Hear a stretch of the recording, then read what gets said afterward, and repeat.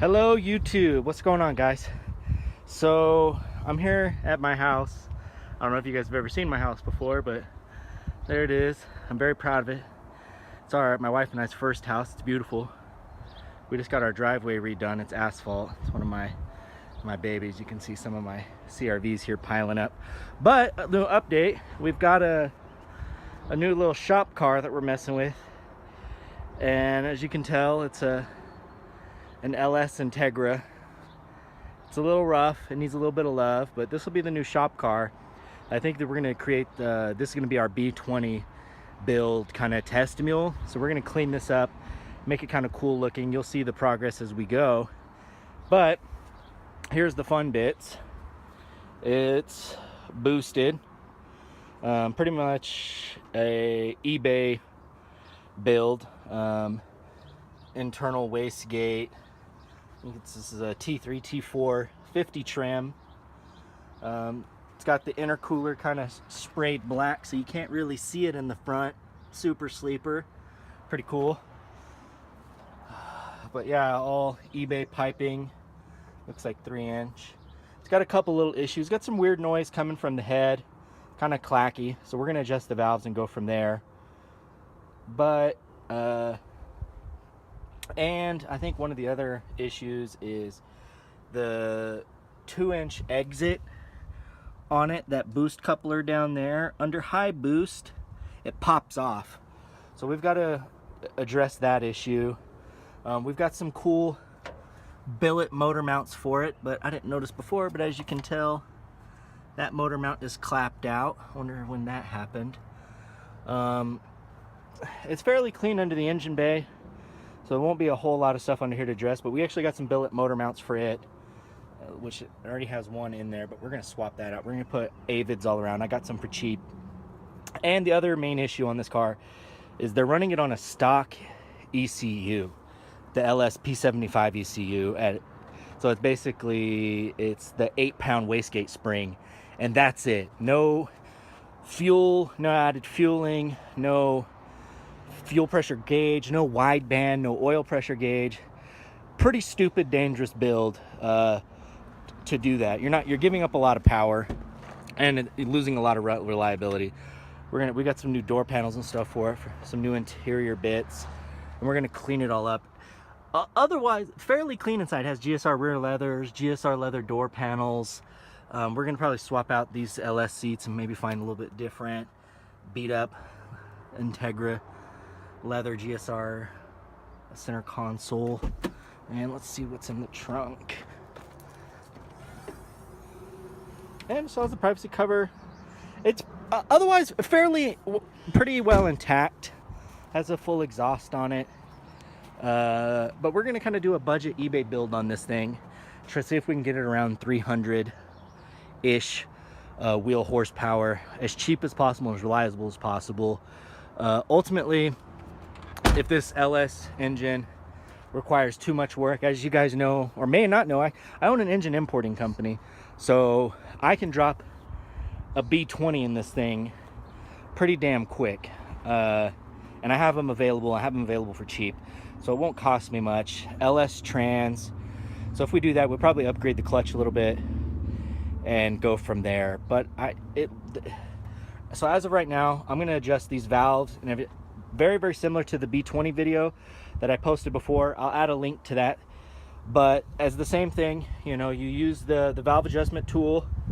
You're going to use a 19 millimeter on a socket to rotate the crank as you go. Remember, the engine needs to be cold and not ran for a while. I prefer 12 to 24 hours if you can. It needs to be cold. And you adjust off lobe. So again, specs are there, right there under valve lash. You'll see that under the hood. If you don't, you can take a peek off of mine. You could hear the valve train. So we're gonna go from there. It's either gonna be a valve issue or I'm still rolling the dice that I'm pretty sure this thing has a bad bottom end. I think it has a rod knock, but we'll see. Hopefully we got lucky and it's just a head. We'll adjust these valves, verify the timing. This is always a good time to inspect your timing belt. Put it back to top dead center, make sure everything lines up perfectly, and then verify your ignition timing after that using a timing light and a 12 millimeter wrench to go off of that, and that way you can verify that ignition timing is on as well too. And when you're dealing with anything, it's always just the best to check up on that there right now while we're in here anyway, and then take a look at all the electrical connectors, take a look at all the plugs, take a look, see if anything's going. When I bought this car, it actually didn't have power steering, so it kind of sucked to drive. And then I got it home, and you never know when stuff's gonna be a simple fix. Like on this one, I just put a belt on that I had laying around and filled up the power steering reservoir, and boom, power steering. Car's way more enjoyable to drive. This isn't a full-on track car, so why sacrifice power steering? Why give that up?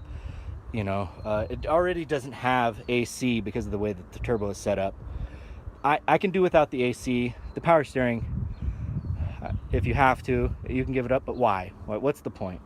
So yeah, like I said, this will be the new shop test mule.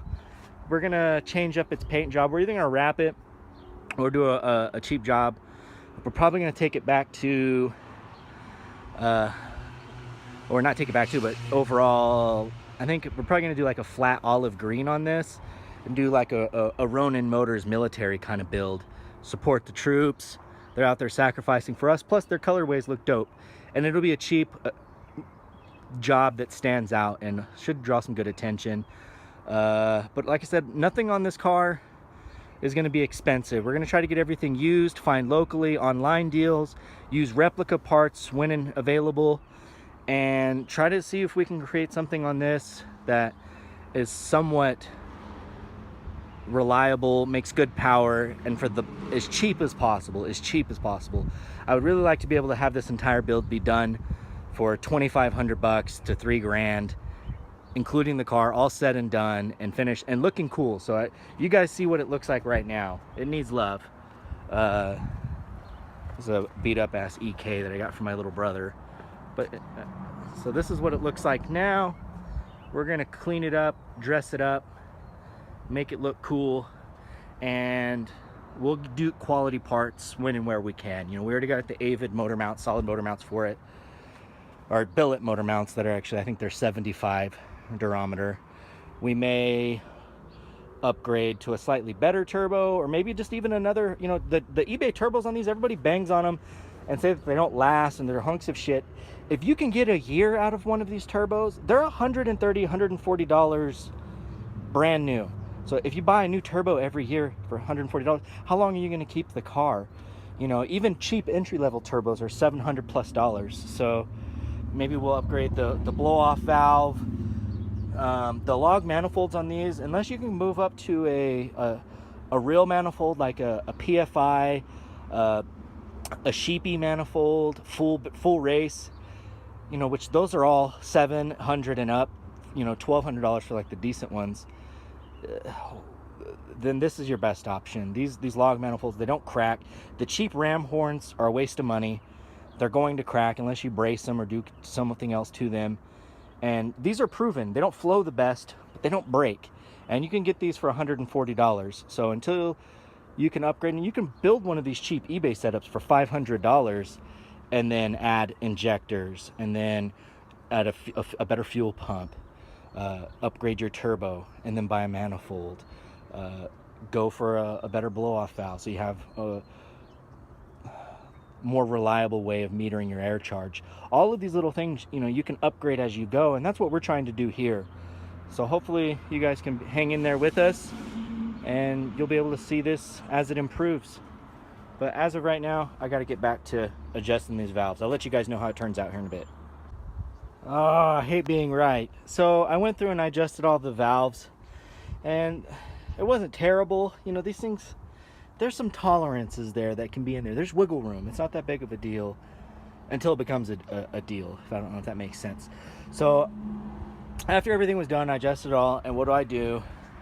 I put it back on timing just so I can verify everything. It's a good way to start. Know about your engine, know what's going on, and timing is a huge deal. And then I don't know if you guys can see that, or the angle that that one is at right here compared to the angle that that one is at. see if I can show it a little bit better for you guys. See how this one right here is leaning more? Either intake is off a tooth or exhaust is off a tooth. And you can even tell a little bit more by getting down right here and seeing those little timing marks that are supposed to be there, those little indents that line up with that line right there.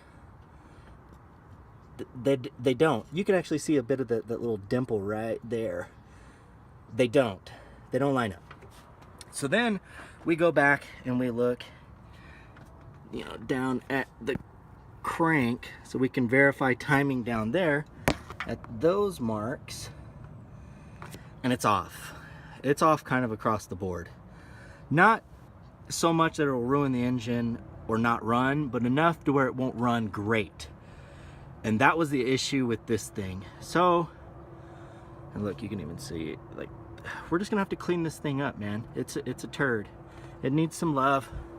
We'll get it back on timing, and while we have to yank all that out, we might as well do the motor mounts while we're in there. Start fresh. It's just gonna be more work for us to figure out, is this engine salvageable? Is it good to work with? We'll see. The head and everything looks pretty clean inside. I was noticing that there was some kind of wear on these cam lobes, which can be a sign of a potential oiling issue. You kind of see there's pitting in there. And if that potential oiling issue is more than likely caused by, well, I wonder if they did a shitty oil pump change, or the larger thing, and normally when you spin a bearing, you're losing a lot of, you mess up those tolerances, so it drops your oil pressure effectively. And one of the places that you start to notice it the quickest, your cylinder head. These camshafts are pretty soft, these flat tappet engines, and so they start to wear there. And so, you know, some of that crap can be indicative of oiling issues, and we won't really know until once we're all done, put it all back together, see how it runs, and then I'm gonna need to hook it up to an oil pressure gauge and take some readings cold, and then take some readings warm, and then take some readings as I rev it up a little bit and see where those numbers lie. That's kind of one of the quickest, easiest ways to see the overall condition. I'm a big proponent of look at your compression numbers, do a leak down, which we will do on this, and then look at your oil pressure numbers. Those three all together will give you an overall better idea of what's going on with your engine and the condition of it, more than miles will. Miles are an arbitrary unit of measurement that we just happen to use because we're used to them. We can understand what a mile is. We can imagine it. But engines don't go off of miles. That's not how they work. It's an arbitrary number. And so we have some more digging to do to figure out what this shop car needs, and that's fine. I got into it. I got the car for really cheap, and so there's plenty of room in the budget to address all of these issues and get a fresh start, and that's all we want. All right, see you guys. All right, slight update since the last. The timing's still off, but we haven't got it to the shop yet. But I did go and grab a replica Mugen wing that has shitty paint on it, as you can tell, but pretty cool looking. And I started taking off the door panels, swapping out the little vents and the center console, the AC climate control. I'm just out watering my lawn and working on this as I go. But I stopped by Home Depot, and so there's the new door panels. Actually, those leather ones are the old ones. The new ones are going to be back there in the back. They're cloth. But I've got a bunch of black interior pieces that I have coming, and here too that I was swapping all out because I had that taupe interior, which I hated. So we're swapping most of that out. Should be almost done. But while I was at Home Depot, I decided to bite the bullet and let's see if I'll turn around. I think we're going to rattle can it, this satin oregano color that's kind of like a light military color. We'll see how that goes. But we got 18 cans of it. I've never rattle canned a car before, so hopefully it turns out half decent. I don't have the highest expectations for it. Anything is better than this. As you can tell, the clear coat is fading and it's dirty and chipped on top of that. So it's pretty rough. The body is surprisingly straight. It's just the paint is shit on it. So I'm actually gonna try to do a decent job on it. You know, take the fenders off, take the bumper off, take everything apart, tape off everything else, including all the trim and everything, and do the wing. And I'm gonna try to tape it all off, wet sand it, do several coats of it. I'm gonna try to get it as passable as possible for a rattle can job. So we'll see how it turns out. Again, I've never done one before, so I'm a little bit nervous, but it's a cheap car. I don't really care much about the results. Anything is better than what was on it, and as you can tell. So we'll get it to the shop and we'll start working on the engine. Worst comes to worst, we'll drop a B20 in it. We'll film all that, give you guys some updates.